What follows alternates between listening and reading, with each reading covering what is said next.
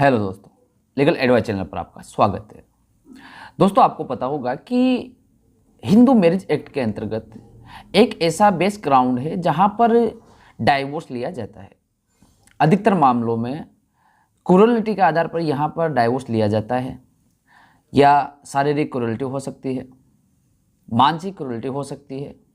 Hindu marriage act के अलग किसी दूसरे प्रावधानों के अंतर्गत पे अगर आप जाते हैं, मुस्लिम लॉ के अंतर्गत अगर आप जाते हैं, अन्य लॉ के अंतर्गत अगर आप जाते हैं, तो यहाँ पर एक देखा जाए तो सामान्य आधार पर क्रूरलिटी का ग्राउंड लिया जाता है और क्रूरलिटी का ग्राउंड के आधार पर डाइवोर्स की पिटीशन फाइल की जाती है और डाइवोर्स के पिटीशन के अंतर्गत डाइवोर्स दिया जाता है। अगर किसी भी व्यक्ति को कंटेस्टेड डाइवोर्स लेने के लिए अगर वो पिटीशन फाइल करता है फैमिली कोर्ट के अंतर्गत, तो यहाँ पर उसके पास हिंदू लॉज के अंतर्गत डाइवोर्स लेने के लिए कुछ ऐसे ग्राउंड्स बता रखे हैं जिन ग्राउंड्सों के अंतर्गत डाइवोर्स लिया जा सकता है। वह क्रूरलिटी का ग्राउंड हो सकता है, वो अडल्ट्री का ग्राउंड हो सकता है, किसी व्यक्ति के द्वारा किसी भी लाइफ पार्टनर के द्वारा धर्म का परित्याग कर दिया गया है तो उसके आधार पर भी यहाँ पर डाइवोर्स दिया जा सकता है। डिजर्शन के आधार पर भी यहाँ पर डाइवोर्स दिया जा सकता है।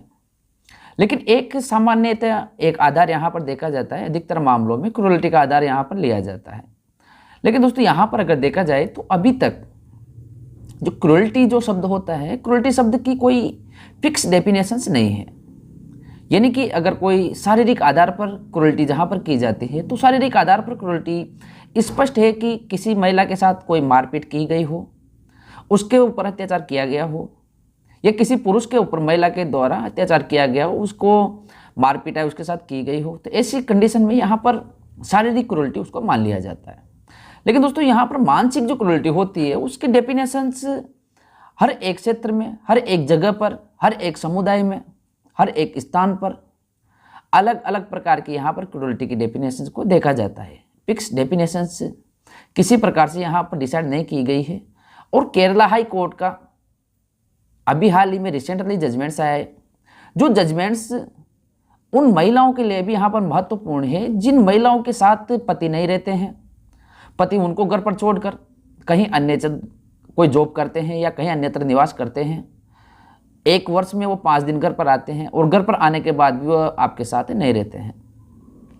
यह यहाँ पर आपको ये चीज़ समझ में आएगी कि क्रूरलिटी अगर यहाँ पर साबित करनी है तो क्रूरलिटी किस आधार पर साबित की जाएगी, क्योंकि जो क्रूरलिटी की जो डेफिनेशंस है वो केवल और केवल शारीरिक क्रूरलिटी के ऊपर यहाँ पर लागू की जाती है। मानसिक क्रूरलिटी के आधार पर किसी प्रकार की यहाँ पर एज इट इज डेफिनेशंस आपको नहीं बताई गई है। केवल और केवल माननीय न्यायालय के द्वारा समय समय पर जो जजमेंट्स दिए जाते हैं उन पर क्लियरली किया जाता है कि क्रूरलिटी किसको माना जाएगा। अब दोस्तों, यहाँ पर जो अगर आप डाइवोर्स लेने के लिए जाते हैं तो मैंने आपको पहले भी बताया है कि कंटेस्टेड डाइवोर्स लेने के लिए आपके पास कुछ ना कुछ ग्राउंड्स होने चाहिए। अगर आपके पास कुछ ग्राउंड्स अगर यहाँ पर हो जाते हैं, कुछ ग्राउंड्स आप बना लेते हैं, उसके बाद अगर आप पिटीशन फाइल करते हैं तो आपको कोर्ट के द्वारा डाइवोर्स दे दिया जाता है। अगर आपके पास कोई ग्राउंड्स नहीं है, विदाउट ग्राउंड्स अगर आप पिटीशन फाइल करते हैं तो ऐसी कंडीशन में आपके पिटीशन को डिसमिस यहाँ पर कर दिया जाएगा। और जो माननीय न्यायालय का जो यहाँ पर केरला हाई कोर्ट का जो जजमेंट्स आया है, इस जजमेंट्स के अंतर्गत आपको देखने को मिलेगा कि किस आधार पर क्रूरलिटी को साबित किया जा सकता है, किसको क्रूरलिटी यहाँ पर माना जाएगा, किसको क्रूरलिटी यहाँ पर नहीं माना जाएगा। दोस्तों, यहाँ पर जो केस की टाइटल की जहाँ पर बात करते हैं, केस का जो मेंसार है उसके अंतर्गत अगर देखा जाता है तो यहाँ पर फैमिली कोर्ट के अंतर्गत मामला दर्ज होता है और मामला दर्ज होता है डाइवोर्स देने के लिए। यानी कि यहाँ पर डाइवोर्स दिया जाएगा पति के द्वारा, वो भी पत्नी को। क्या क्या इसके बेस ग्राउंड्स है, किस आधार पर डाइवोर्स की पिटीशन फाइल की गई पति के द्वारा, शादी के कितने वर्ष बाद यहाँ पर पिटीशन फाइल की गई, और पिटीशन फाइल करने के बाद क्या उस पिटीशन को एक्सेप्ट किया गया या पिटीशन को डिसमिस यहाँ पर किया गया। संपूर्ण जानकारी आगे की वीडियो पर करेंगे। अगर दोस्तों आप इस चैनल पर फर्स्ट बार विजिट कर रहे हैं, आपने पहले विजिट किया हो और अभी तक अगर आपने इस चैनल को सब्सक्राइब नहीं किया है तो आप चैनल को सब्सक्राइब करें, साथ के साथ आप बेल आइकन को भी प्रेस करें, जिससे कि आने वाली लीगल इन्फॉर्मेटिव वीडियो आपको नोटिफिकेशन से प्राप्त होती रहे। क्योंकि दोस्तों जो भी इस चैनल पर वीडियो अपलोड की जाती है वो कानूनी जानकारी आम लोगों तक पहुंचाने के उद्देश्य से अपलोड की जाती है।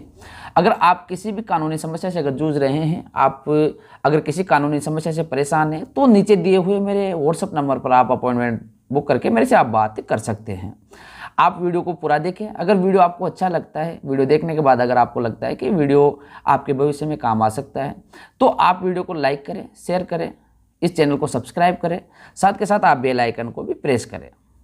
दोस्तों यहाँ पर जो केस का जो यहाँ पर सार है, केस का जो मुख्य यहाँ पर बिंदुओं को देखा जाता है, तो यहाँ पर जो फैमिली कोर्ट है, फैमिली कोर्ट के अंतर्गत पिटीशन फाइल की जाती है डाइवोर्स के पति के द्वारा। यहाँ पर पति की आयु की बात करें तो पति की आयु यहाँ पर 55 वर्ष और पत्नी की आयु यहाँ पर 49 यानी कि 49 वर्ष। अब 55 वर्ष और 49 वर्ष यानी कि सीनियर सिटीजन की कैटेगरी में पति जाने वाला है, लेकिन उससे पहले ही यहाँ पर पति बोलता है कि मेरे को डाइवोर्स अपनी पत्नी से चाहिए। अब दोस्तों आप खुद सोच सकते हैं कि जो व्यक्ति 55 वर्ष का है, सीनियर सिटीजन की कैटेगरी में जाने वाला है, उस व्यक्ति को यहाँ पर डाइवोर्स की आवश्यकता क्यों पड़ेगी। अगर डाइवोर्स की आवश्यकता पड़ रही है तो ऐसे कंडीशन में कुछ ना कुछ रीजंस यहाँ पर उसको देने होंगे, और रीजंस देने के बाद ही कोर्ट के द्वारा डाइवोर्स को उस पति को दिया जाएगा जो पति डाइवोर्स की यहाँ पर डिमांड कर रहा है। अब दोस्तों यहाँ पर पति पत्नी की शादी होती है 2005 के अंतर्गत। शादी होने के बाद जो पति है, पति बाहर जॉब करता है, देश के बाहर अन्य देश में यहाँ पर वो जॉब करता है, और जॉब करने के साथ साथ वो एम्प्लॉय है तो उसको वहीं पर निवास करना होता है। और जब शादी की गई थी पति पत्नी के बीच में, तो यहाँ पर उनके बीच में अमेंडमेंट हुआ था कि हमारी शादी होने के बाद हम दोनों एक साथ रहेंगे, एक साथ अपनी जिंदगी गुजारेंगे। लेकिन यहाँ पर पति के द्वारा उस पत्नी को एक बार भी जहाँ पर वो जॉब करता था वहाँ पर नहीं ले जाया गया, और उस पत्नी को बार बार कहा गया कि फैमिली इश्यूज है, वीज़ा का प्रॉब्लम है। लेकिन यहाँ पर जो उनके बीच में जो अमेंडमेंट हुआ दोस्तों, तो उस अमेंडमेंट को यहाँ पर पति के द्वारा पूरा नहीं किया गया था। पति यहाँ पर वर्ष में 5 दिन घर पर आता, और पाँच दिन घर पर आता, तो 5 दिन घर पर आने के बाद वो एलिगेशंस लगाता अपनी पत्नी के ऊपर कि जब भी मैं घर आता हूँ तो ये मेरे से लड़ाई झगड़ा करती है, और मेरे साथ यहाँ पर ये सेक्सुअली रिलेशनशिप भी नहीं बनाती है। अब दोस्तों यहाँ पर परित्याग का ग्राउंड भी आप ले सकते हैं, इसके साथ साथ क्रूरल्टी का भी ग्राउंड यहाँ पर बनता है, क्योंकि यहाँ पर पत्नी के द्वारा पति से शारीरिक संबंध नहीं बनाया जा रहा है, और यहाँ पर पत्नी अपने घर को छोड़कर वह अपने मायके में जाकर वहाँ रहने लग गई थी। क्योंकि यहाँ पर जो पत्नी थी वो पत्नी कहाँ तक अकेली रहे। यहाँ पर जो ग्राउंड्स बनाने चाहिए थे, दोनों ग्राउंड्स यहाँ पर बनाए गए, लेकिन फिर भी इन ग्राउंड्सों को फैमिली कोर्ट के द्वारा यहाँ पर रिजेक्ट कर दिया गया। क्योंकि यहाँ पर ये ग्राउंड्स जो लिए गए वो ग्राउंड्स लिए गए थे कि मेरे ऊपर यहाँ पर क्रूरल्टी की जाती है, ना मेरे से शारीरिक संबंध यहाँ पर बनाया जाता है। अब दोस्तों यहाँ पर पति के द्वारा परित्याग का ग्राउंड्स लिया गया, डिजर्शन का ग्राउंड लिया गया, क्रूरल्टी का ग्राउंड्स लिया गया, और इसी को फैमिली कोर्ट के द्वारा पिटीशन को डिसमिस कर दिया जाता है। और पिटीशन को डिसमिस करने के बाद पति के द्वारा केरला हाई कोर्ट में अपनी पिटीशन दायर की जाती है। अब यहाँ पर जो अपील फाइल की जाती है केरला हाई कोर्ट के समक्ष, तो केरला हाई कोर्ट का ये कहना है कि यहाँ पर किसी भी प्रकार का कोई भी ग्राउंड्स यहाँ पर नहीं बन रहा है, और पति के द्वारा जो यहाँ पर पत्नी के लिए जो आधार बताए गए हैं, क्रूरल्टी का आधार, डिजर्शन का आधार, दोनों ही यहाँ पर सफिशिएंट रीजन नहीं है। क्योंकि पत्नी का यहाँ पर ये कहना था कि जो यहाँ पर हमारे बीच में जो अमेंडमेंट हुआ था, उस अमेंडमेंट के तहत मुझे अपने पति के साथ रहना था, और पति के साथ रहने को छोड़कर यहाँ पर अगर मेरे को एक बार भी अगर विजिटिंग वीज़ा के आधार पर अगर मेरे को 5 दिन 10 दिन में अगर इनके साथ रखते तो मैं यहाँ पर इनके लिए एग्री रहती, और मेरा किसी भी प्रकार से यहाँ पर डाइवोर्स लेने का विचार नहीं है। केवल और केवल मैं जो मेरी शर्तें हैं उनके अकॉर्डिंग मेरा पति अगर इनके लिए सहमत हो जाता है तो मैं अपने पति के साथ रहने को तैयार हूँ। तो दोस्तों यहाँ पर ना परित्याग का ग्राउंड्स बनता है, ना डिजर्शन का ग्राउंड्स बनता है, ना क्रूरल्टी का यहाँ पर ग्राउंड्स बनता है। हालांकि यहाँ पर क्रूरल्टी पत्नी के ऊपर की जा रही है। अगर पत्नी चाहती तो पत्नी यहाँ पर डाइवोर्स लेना चाहती तो डाइवोर्स पत्नी को यहाँ पर मिल जाता, लेकिन पत्नी यहाँ पर पति के साथ रहना चाहती थी और इसी को लेकर केरला हाई कोर्ट के द्वारा यहाँ पर पिटीशन को डिसमिस कर दिया जाता है। क्योंकि दोस्तों जो शारीरिक क्रूरल्टी होती है, शारीरिक क्रूरल्टी को स्पष्ट शब्दों में यहाँ पर बयां किया जा सकता है। केरला हाई कोर्ट का कहना था कि जो क्रूरल्टी का जो ग्राउंड्स होता है, जो मानसिक क्रूरल्टी जिसको कहा जाता है, वो केस टू केस देखी जाती है। जहां पर जो स्थिति बनती है उस स्थिति के आधार पर यहां पर क्रूरल्टी को डिफाइन किया जाता है।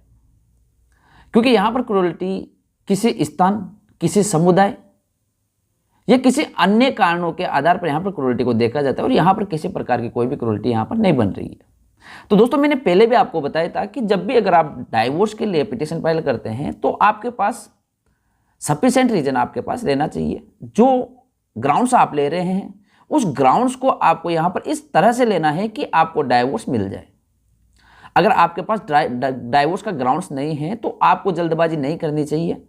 आपको किन किन बातों का ध्यान रखना चाहिए डाइवोर्स लेने के लिए? अगर आप पिटीशन फाइल करने जा रहे हैं तो उसके पहले आप जानकारी जुटा ले तो बेहतर रहेगा, क्योंकि आपका समय बर्बाद होगा, आपका पैसा बर्बाद होगा। यहाँ पर देखा जाए तो दोस्तों यहाँ पर क्रूरल्टी पत्नी के ऊपर की गई है। डिजर्शन का किसी भी प्रकार से यहाँ पर कोई ग्राउंड्स नहीं बन रहा है। इरिट्रेबल ब्रेकडाउन ऑफ मैरिज के आधार पर भी यहाँ पर अगर कोई डाइवोर्स लेना चाहे, पति डाइवोर्स लेना चाहे, तो उसके लिए यहाँ पर कोई सफिशिएंट रीजन नहीं है, सफिशिएंट यहाँ पर उसके पास ग्राउंड्स नहीं है।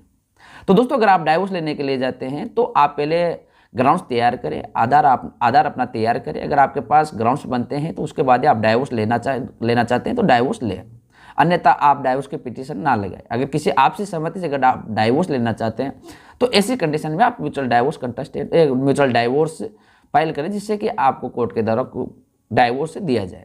तो दोस्तों मुझे लगता है कि आज की जो जानकारी थी, आज की जानकारी आपको अच्छी लगी होगी, जानकारी समझ में आई होगी किस प्रकार से यहाँ पर डाइवोर्स के पिटीशन फाइल करने हैं, किस प्रकार से आप यहाँ पर ग्राउंड्स लेते हैं और किस आधार पर यहाँ पर क्रूरल्टी को देखा जाता है, किस प्रकार से यहाँ पर मानसिक क्रूरल्टी और शारीरिक क्रूरल्टी की तुलना की जाती है।